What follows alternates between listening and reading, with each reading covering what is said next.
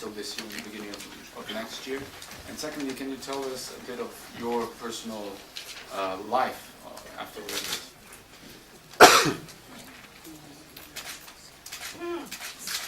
Some people have asked why, since April, have we published only documents. Actually, sorry, that's not true. With one significant exception, why since April have we published only documents relating to the United States?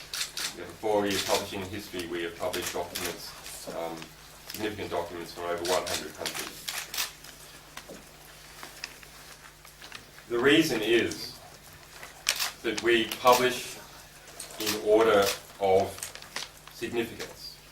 We are a small organisation, limited by resources. Now approximately 70% of our resources goes to dealing with the various attacks on our people and our financial infrastructure by, historically, mostly by banks that we have exposed, but this year mostly by the US military and US intelligence.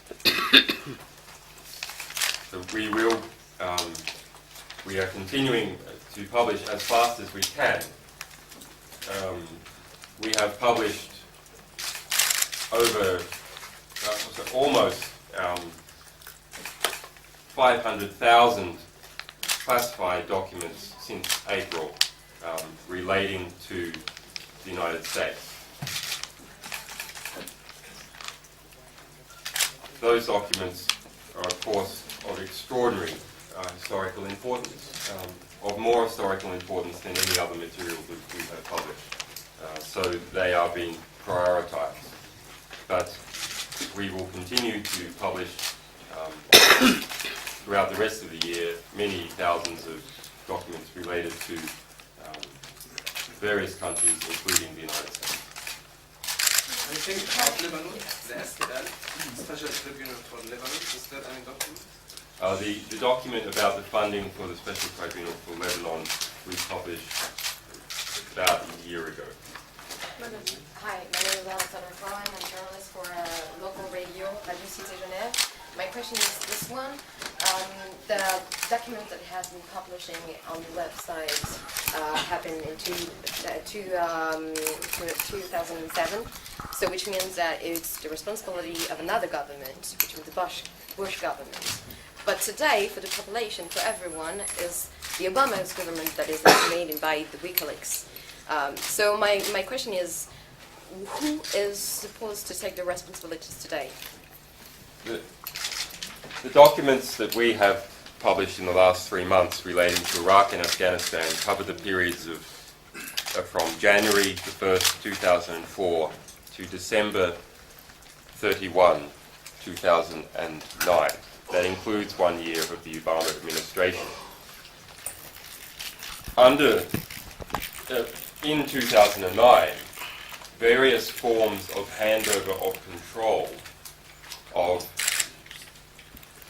Iraqi prison facilities occurred. Therefore, there is a case to be made that the Obama administration violated international law by handing over the control of individuals to a group that it knew would conduct torture. So the responsibility is not merely in the past, it is not merely on Donald Rumsfeld and George Bush. In fact, it is also clearly the responsibility of the Obama administration. Quick one, sir. Is the press in the United States giving you a fair hearing?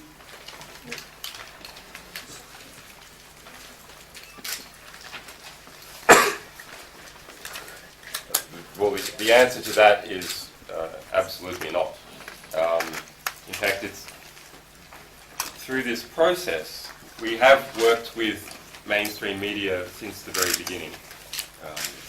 There's been some misreportage on that. Our first Guardian front page was in September 2009.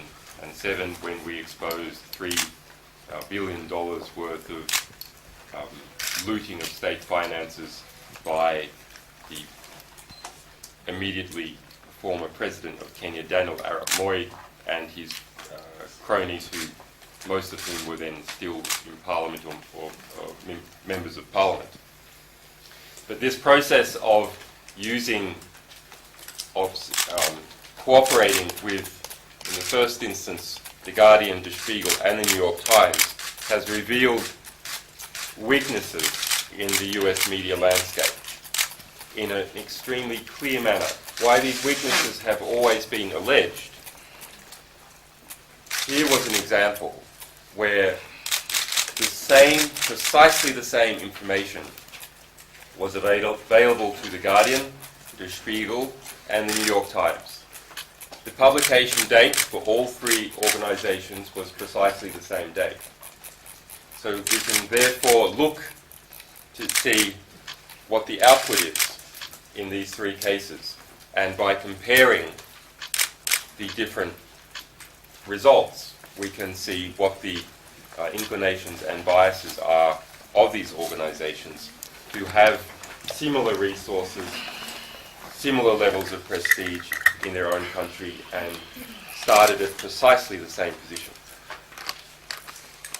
And, well, one of the results is that the Task Force 373 story on that US Special Forces squad that is an assassination team working its way down a list of 2,000 people to be killed in Afghanistan was the front cover of Der Spiegel, but the story which was written for the New York Times did not appear.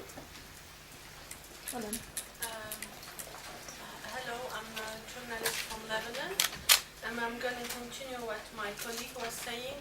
Any new document in the future about the special treatment for Lebanon, that is investigation in the assassination of the Prime Minister Hariri, especially that this tribune is backed out by the United States of America and directly affiliated to the UN. So any new document that can be reviewed in the near future? We have an extensive collection of documents that eclipses our resources to assess and analyze. So we have a lot of material, and I could not say what that material includes. However, referring back to my original story on that special tribunal, we saw that there was a number of funding bodies, something like 10 funding countries for the special tribunal. The dollar amount was around $60 million. And what struck me was the funders appeared, with one or two exceptions, appeared to be those states that were opposed to Syria. And the proportion of their funding was in proportion to how much they opposed Syria. So I can say nothing about whether the tribunal is impartial or impartial. These are simply the facts on the funding, but perhaps those organizations feel that, rightly or wrongly, that Syria was behind the assassination and are funded accordingly. You said there were some investigations announced. Are you satisfied by that, or are you disappointed that we haven't seen more consequences until now? There has been no investigations announced by the United States. There has been investigations announced by other countries who are far more peripheral in these events, including Denmark and the United Kingdom. The only investigation, to my knowledge, that has been announced by the United States is into us, is into possible sources within the US military. In fact, the Pentagon has put together what it colloquially refers to as the WikiLeaks war room, comprised of 120 full-time Defense Intelligence Agency and FBI staff.